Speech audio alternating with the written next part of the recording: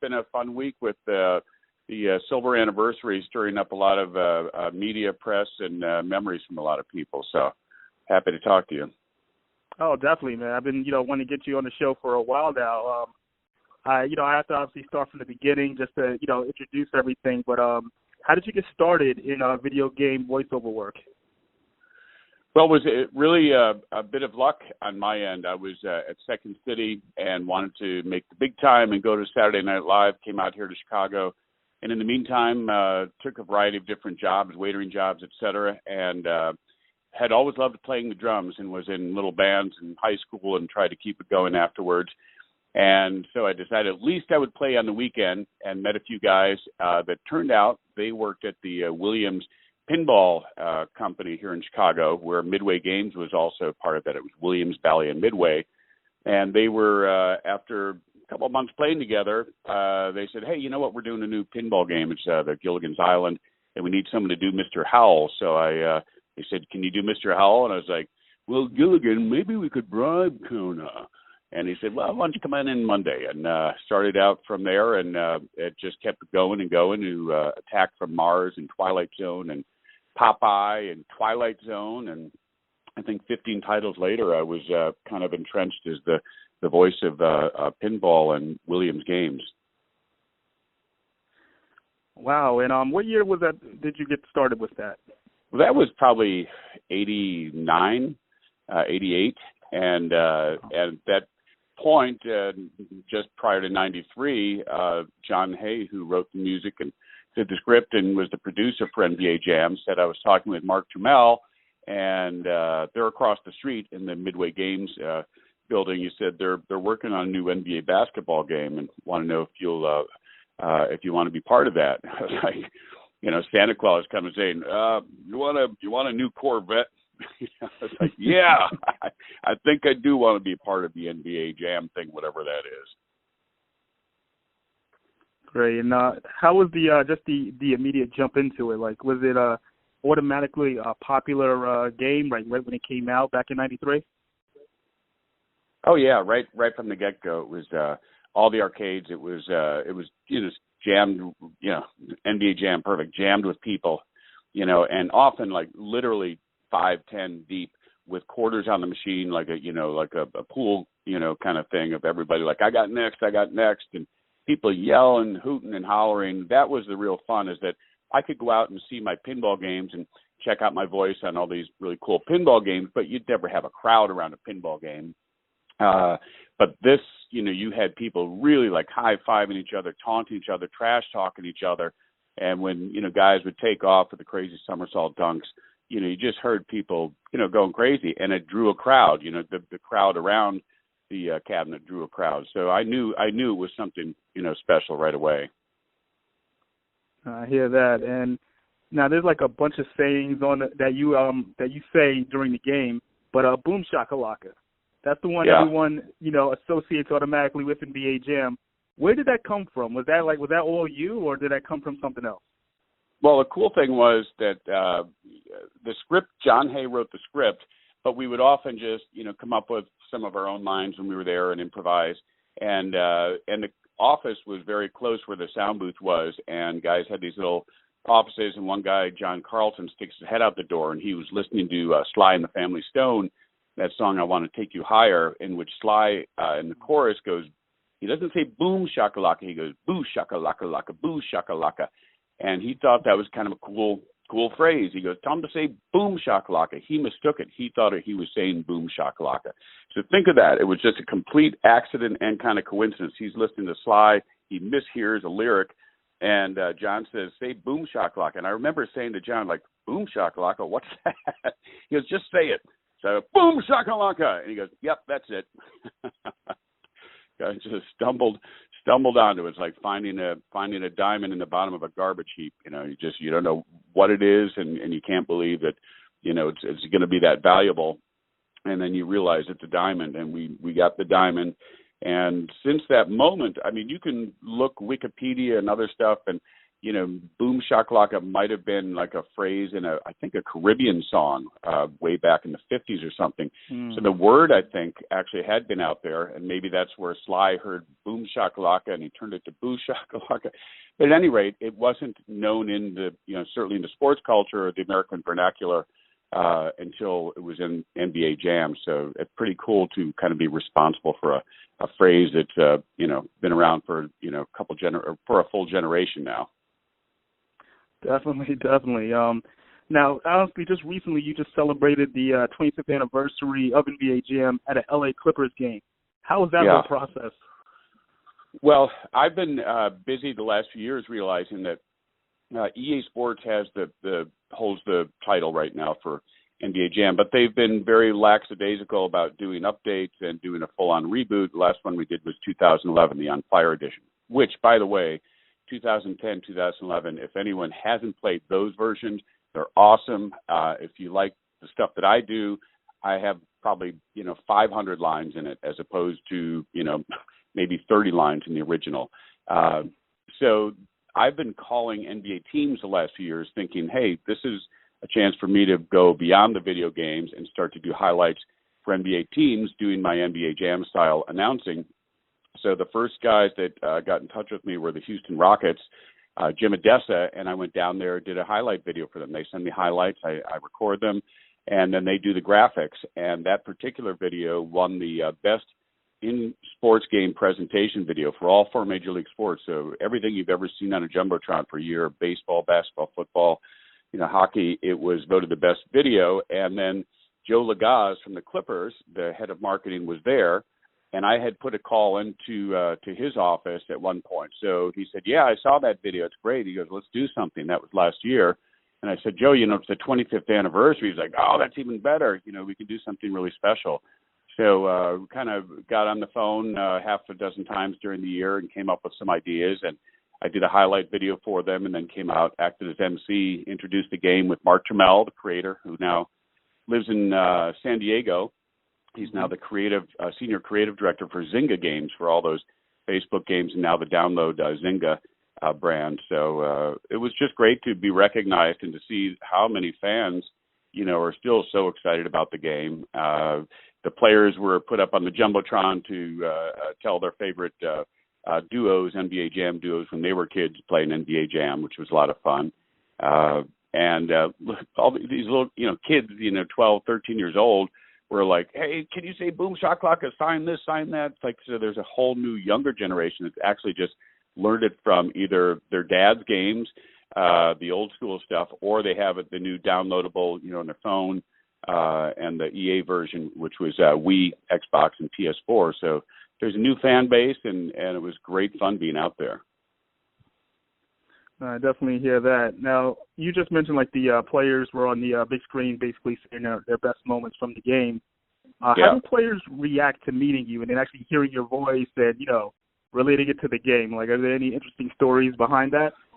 Well, the new generation, like Steph Curry, there was a promo video for EA Sports On Fire edition, which had him, or the 2010 edition, just when he came in the league, with Kevin Durant and some other players out at EA Sports playing the game, and they were just having a blast, just loving it, laughing, cracking up.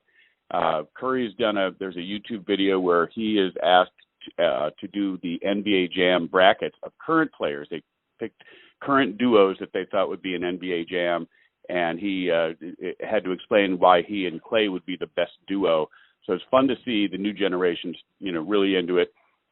Some of the old schoolers, like I was on Fox pregame interview on court, and Corey Maggette was next to me. He goes, when I was younger, I was 15, I loved the game so much. He goes, my parents actually bought me an entire NBA Jam arcade, and I had it at my house. So he was, just a big, huge fan. And my biggest story about just the irony of me being basically a nobody, you wouldn't know because it's my voice. It's not, people don't recognize me from my face. But Steve Smith, met him at a restaurant, and someone told him I was the NBA Jam guy.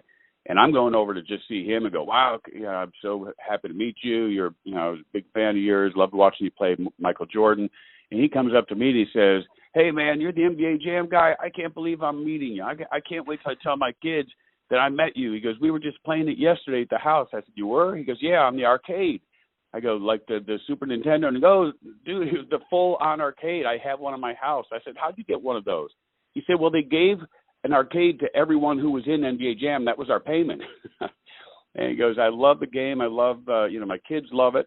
So Gary Payton, I met him this last summer, and he was the guy who was not in the original game, but he and Michael Jordan wanted to be in the game, so they called Midway, and I had to come back in and record their names, and we did a special one-off NBA Jam for Michael Jordan and Gary Payton and Ken Griffey, because Ken Griffey and Payton were friends.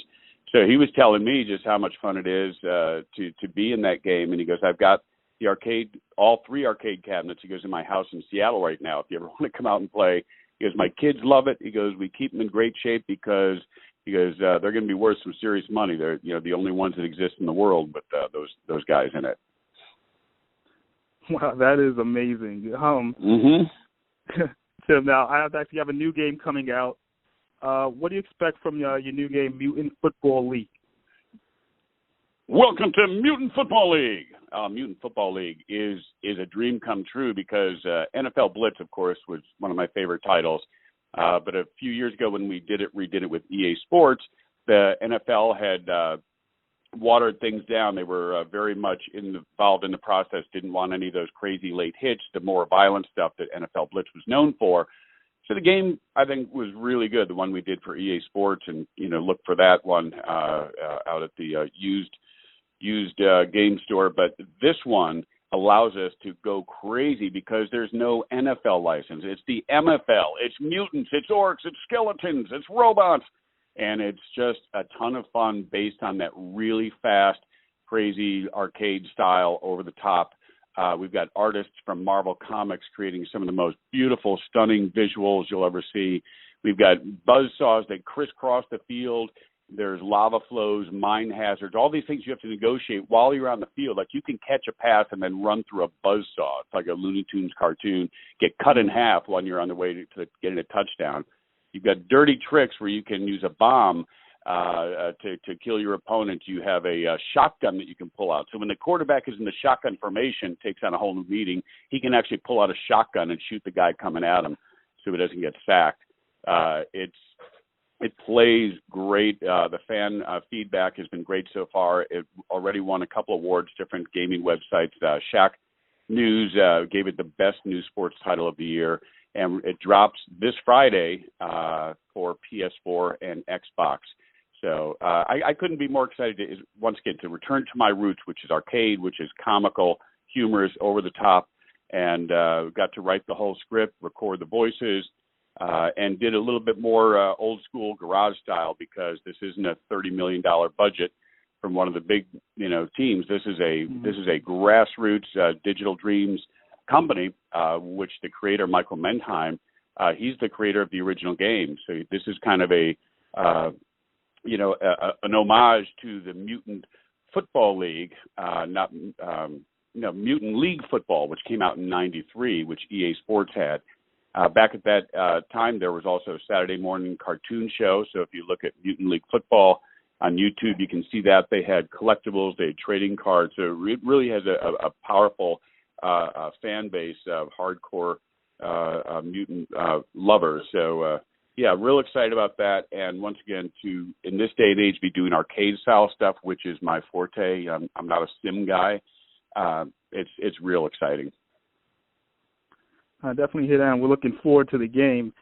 Now, obviously, there's still when it comes to like just NBA Jam, there's still tournaments being done all around the country. I mean, like every other week you see and this is from like the original version, not even the latest versions, but because of the popularity and it's 25-year anniversary, is there a new edition expected in the near future that you know of that you guys maybe possibly are working on? Well, what I can say is that I've had conversations with several different parties that want to resurrect it in one form or another. It's tricky because there were some rumors already that came out that weren't true. about who was going to do it, et cetera, et cetera. But I can tell you that there's a lot of stuff being done behind the scenes, and we hope to have be able to announce something positively very shortly. And it's all key because we think it's real important to get it done for the 25th anniversary. If not, it's still fine. There's always plenty of room for jam. It just makes it a little extra special, like having the Star Wars anniversary. When you're a franchise and you hit 25, there's that extra charge, and people want collectibles. They want part of that nostalgia to hold on to, and certainly would drive sales to be during this year. But there's also a major arcade machine maker that has spoken to me, and they want to bring back the retro arcade cabinet with the actual original retro game, because arcades have come back in a big way, as I'm sure you know, all around the country. Arcades are popping up everywhere. Some of them, you play for free. Some are you pay for, a day. If there's a place, Ghost Arcade here in Chicago, the largest, I think, in the country. I think it's $10 or $15 you can play for as long as you like. But the resurgence and popularity of arcades with classic video games and pinball games is really popping up. So this would be a great move to bring back the cabinet, because I think NBA Jam, as I said in the beginning about all the people gathering around it, and you mentioning how people are doing tournaments, it's really the kind of game that you can't get that experience anymore sitting on your couch with a headset on. It's to be played with friends and with people watching and having high fives and going crazy. So I'm really hoping that works out. That would be great to see. No, I definitely agree. It's nice to hear talk about social aspect with people actually playing next to each other instead of online. That's usually a lost art at times. Yeah. Well, it's kind of like the way music went. Going to all digital, and you've got this little tiny, your phone or whatever with a title on it. And back in the day, you had an album, and you could look at it, see it, go to a friend's house, and the experience of listening to music wasn't just throwing earbuds in and removing yourself from society and socializing with friends. It was part of what brought you together. And suddenly the vinyl and LPs and turntables are back, and it's cool and it's hip, and it's the same thing for a new generation of gamers. They grew up, the recent ones, the younger kids, of just putting on the headset and in the bedroom and playing someone in Japan or whatever, and they haven't had that fun of the social experience of playing the game. So I think for them to get a taste of, this is what game playing was like. This is what retro games are all about. Classic, nostalgic arcade titles.